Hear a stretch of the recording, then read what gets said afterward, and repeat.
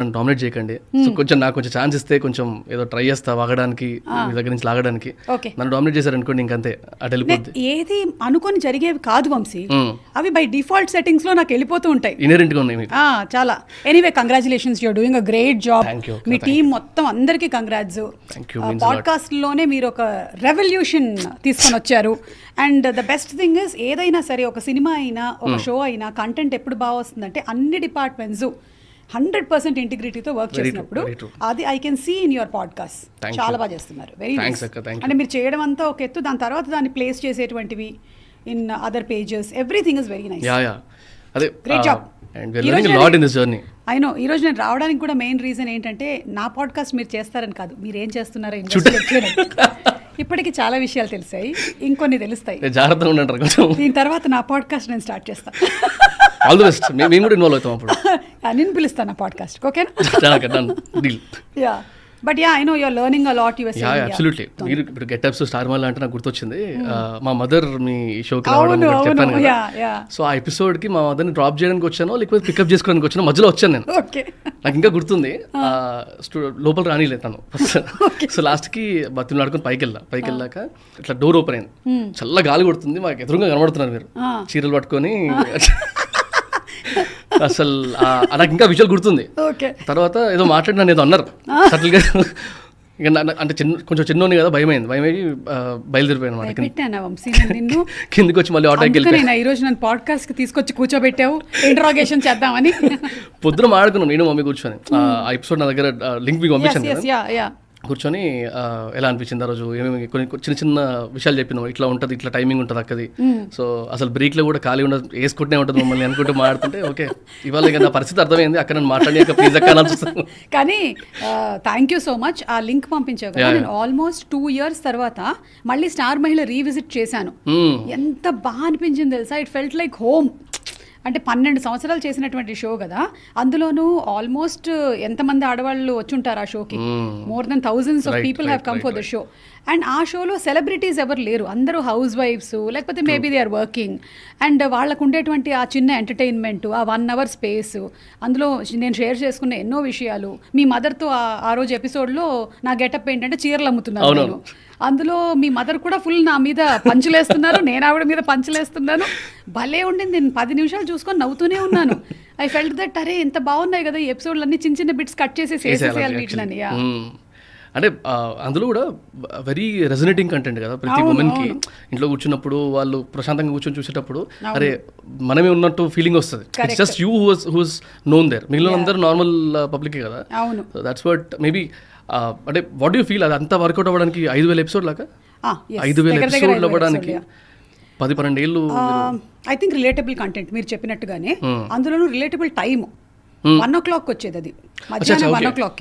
So ఆ టైంలో ఆడవాళ్ళందరూ వాళ్ళ పనులన్నీ ఫినిష్ చేసేసుకొని వాళ్ళకంటూ కాసేపు ఏదైనా స్పెండ్ చేద్దాము చూద్దాము అనుకునేటువంటి time.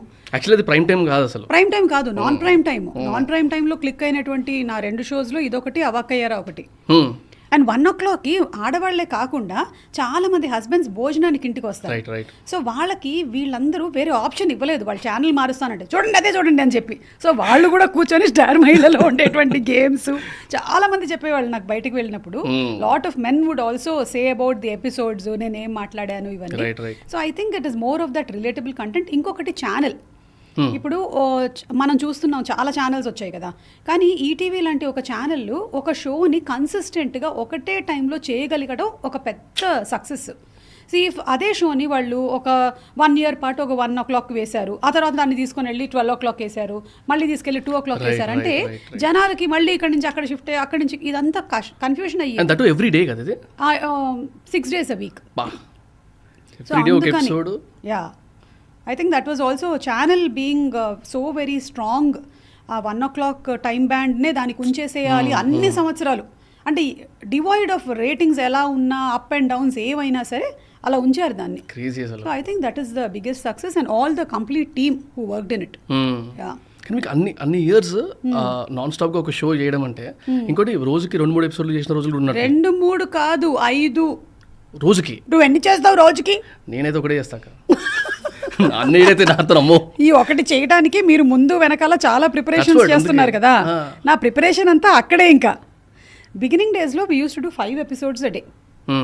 Each episode rolling time is 2 hours. ఈ 10 hours రోలింగ్ అవుతుంది అవుతుంది, అవును, 10 hours రోలింగ్ అవుతుంది. So that was the kind that we use to do. First end చేసేటప్పుడు కూడా 4 episodes a day. ఆఫ్టర్నూన్ లోపల 2, ఆఫ్టర్నూన్ తర్వాత 2. ఇది చెయ్యాలి అంటే ఒక మిలిటరీ డిసిప్లిన్లో ఉండాలన్నమాట. 4 episode 5 episode ఎట్లా చేస్తారు అంత కన్సిస్టెంట్గా అంత ఎనర్జీతోని? అంటే ఇదంతా ఒక ఎత్తు, కన్సిస్టెంట్గా ఎనర్జీతో చేయడం అనేది ఒక ఎత్తు. ఇంకొక పక్కన అందరూ టైంకి వచ్చేలాగా చేయడం అనేది ఇంకొక ఎత్తు. అంటే 9 o'clock on dot episode start అవ్వాలి అంటే అందరు కెమెరామెన్లు రావాలి టైంకి. రైట్. అండ్ అక్కడ ఉండేటువంటి ప్రొడక్షన్ టీం రావాలి, డైరెక్షన్ టీం రావాలి, మేకప్ వాళ్ళు రావాలి. బ్యాక్ ఎండ్ వర్క్ ఎంత చేయాలి, వాళ్ళందరూ 6ంటికి వచ్చేయాలి. వాళ్ళంతా ఈ వచ్చినటువంటి లేడీస్ అందరినీ రెడీ చేయాలి, వాళ్ళందరూ టైంకి రావాలి, అది కోఆర్డినేట్ చేసుకోవాలి. ఇది అయిపోయిందా, పోనీ అయిపోయిందని అనుకోవడానికి లేదు. సెకండ్ ఎపిసోడ్కి మళ్ళీ ఆ లేడీస్ అందరూ టైంకి రావాలి. So every day for me was like along with all this, నేను ఇక్కడ యాక్టివ్గా ఉండడము, నేను షో చేయడము, ఇవన్నీ పక్కన పెడితే వీళ్ళందరూ టైంకి రావడం, అదంతా మేనేజ్ చేయడం కూడా I use to keep on monitoring అనమాట. ప్రొడక్షన్ మేనేజర్ పిలిచి వచ్చేస్తున్నారా, 12కి రెడీ, అందరూ 12కి రెడీ మేడం అంటే వాళ్ళు పాపం అంతే అలైన్డ్గా ఉండడం, వాళ్ళ ఆ వర్క్ వాళ్ళు అంత కరెక్ట్గా చేయడం అనేది రియలీ హెల్ప్డ్. నాకు ఇక్కడ ఇంకోటి ఏం కనబడుతుందంటే, బికాజ్ చిన్న స్కేల్లో మేము కూడా ప్రొడక్షన్ అవన్నీ చూస్తూ ఉంటాం కాబట్టి, అంటే అంతమంది టీమ్ ఆల్మోస్ట్ నా తెలిసి సెట్ మీద ఒక 50 నుంచి 100 మంది ఉంటారు. అంతమంది టీము, అంతమంది ఎఫర్ట్స్, అంత expectation on the show, correct, everything balls down to your presence. కానీ ఫీలింగ్ లేదు నాకు, అసలు థాట్ లేదు. థాట్ లేదు కాబట్టి చేశానేమో 12 ఏళ్ళు. అమ్మో it boils down on my presence అని నేను ఆ రోజు అనుకుని ఉంటే నా నెత్తి మీద ఇంత పెద్ద బండరాయి పెట్టినట్టుగా ఉండుండేది నాకు. It was never there. Just ఆ ఫ్లోలో చేసుకుంటూ వెళ్తున్నాం అంతే, దట్స్ ఆల్. అంటే ఎప్పుడు అనిపించిందాక ఓకే ఎస్ నేను దీన్ని సెట్ అయిపోతా, నాకు అర్థమైపోయింది. ఈ అంటే జనరల్గా లెర్నింగ్ కర్వ్ అక్కడ ఉంటుంది కదా. So every days learning curve even now, that's for sure. కాకపోతే ఒక స్టేజ్లో అర్థమవుతుంది కదా, ఓకే నాకు సెట్ అవుతుంది, నేను దీనికి ఐఎమ్ ప్రెజెంటబుల్ ఫర్ దిస్ అన్న ఒక థాట్ వస్తుంది కదా ఏదో ఒక రోజు. When was that? That was నేను 91లో ఇండస్ట్రీకి వచ్చాను. వచ్చి చేస్తూ ఉన్నాను shows. I mean I was doing single episodes. అప్పట్లో సీరియల్స్ ఒక చిన్న కోర్ట్ ఇష్యూలో నడుస్తూ ఉండడం వల్ల సీరియల్స్ ఏవీ లేవు, డైలీ సీరియల్స్ అసలే లేవు, జనాలకు తెలియదు డైలీ సీరియల్స్ అనేవి. Doordarshan was the only thing that was available. Court issue అంటే అర్థం అప్పుడు there was some issue that was happening with the serials that were being telecast on Doordarshan. And there was some issue, I don't know what the issue is. So అందుకని serials కూడా ఎన్ని ఉండేవి, 26 episodes ఉండేది, లేదా 13 episodes ఉండేది అంతే. వాటిలో కూడా ఏదో గొడవ జరుగుతోంది, అందుకని సింగిల్ ఎపిసోడ్స్కి వచ్చారు వాళ్ళు. అంటే ఎపిసోడ్కి కథ అయిపోతుంది అనమాట. ఆ టైంలో ఎంటర్ అయ్యాను నేను దూరదర్శన్లో. సో అందుకని నేను సీరియల్లోకి వెళ్ళలేదు అసలు. When I started off, it was just single episodes. Then I did serials which were 13 episodes, 26 episodes. And by the time daily shows వచ్చే టైం కల్లా I became an anchor. So ఇలా చేసుకుంటూ నేను 91లో మొదలుపెట్టిన ప్రాపర్గా ఒక break. Every time it was satisfying only for me. ఎందుకంటే నేను మలయాళీ అవటం వల్ల నేను తెలుగు నేర్చుకొని చెప్తూ ఉంటే అది అందరూ చాలా ఆశ్చర్యంగా చూసేవాళ్ళు అనమాట. చాలా అంటే పాపం నిజంగా వేరే వాళ్ళు చెప్పేదానికన్నా నాకు ఎక్కువ క్రెడిట్ ఇచ్చేవాళ్ళు. వావ్ ఎంత బాగా చెప్తుంది అని, మనం బాగా చెప్పామని. సో ప్రతిదీ కరెక్ట్గా పలకడం, బాధ అనాలి, భార్య అనాలి, ఇలా ప్రతిదీ నేర్చుకుంటూ I was going through my journey. ఇంకోటి చెప్పనా వంశీ, నాకు అసలు ఇండస్ట్రీకి రావాలనే లేదు, కానీ ఈరోజు నేను ఇండస్ట్రీలో సెటిల్ అయిపోయా. అంత లేదులే, కానీ ఫస్ట్ నేను వచ్చినప్పుడు మా మదరు, నేను డాన్స్ చేశానన్నమాట ఒక ఈవెంట్లో. చేసినప్పుడు ఒక అసిస్టెంట్ డైరెక్టర్ పిలిచారు, ప్రదీప్ గారి షోతో నేను ఫస్ట్ ఎంటర్ అయ్యాను. అక్కడ ఐ వాజ్ జస్ట్ 15.5 years.